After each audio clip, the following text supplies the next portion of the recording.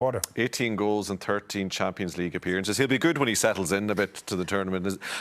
Brian, how would you encourage a centre-half to defend against him? I mean, do you get tight and make it a physical contest? I think the first thing is the organisation of the team. You've got to have somebody sitting around in front of him to stop the service going into him. I mean, he had a very bad run in the Bundesliga recently. He went 2 games without scoring, and there seemed to be a bit of panic going on that he'd lost form. Then he scored rescued them at the weekend against Hoffenheim. I think for defenders it's very, very difficult because he has strength and pace. He's prepared to drop in short, take it in and turn. As we saw there, the centre-half, Carlos, decided to back off, leave him, let him have it. But when he gets turned and gets running at you, you're in bigger trouble. So you need to get tight to him, but not too tight that he spins you. You also need a bit more support for your midfield, that there's almost a midfield player assigned to stop it getting into him, stop the little channels of passes into him. But his movement is so good that he'll find a way to get in somewhere. He's really, really difficult. I mean, you kind of put it to me earlier about Mbappé or him. I don't know. At the moment, the two of them are just exceptional as regards front players. They both have physical strength.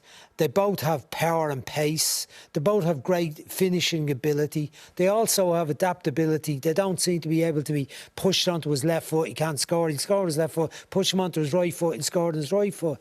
They're just exceptional young players at the moment. Seem to have the right mentality as well. He's really guided by his father, Alf Inge, who of course had a long career himself, knows all the pitfalls of the game, and they're really plotting his career moves every step of the way. Yeah, which is good. That's great to have that. I think Reina, who's also at the club, Giovanni Reina, his dad Claudio, I played with at Sunderland, the same thing. Those careers are blossoming and going really well.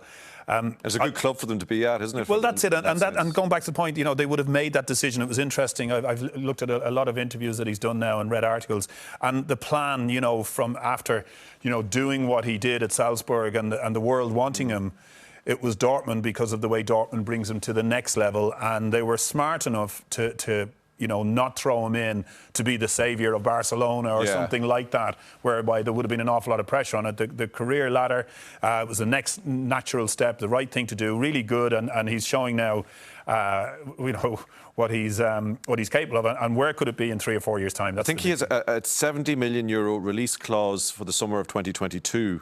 So depending on how Dortmund go and whether they get back in Champions League, that sounds like a snip at that price, doesn't it? Yeah, and you know, with some of the big teams really struggling up in that area of the pitch. But the problem is, I'm thinking about Barcelona and Real Madrid.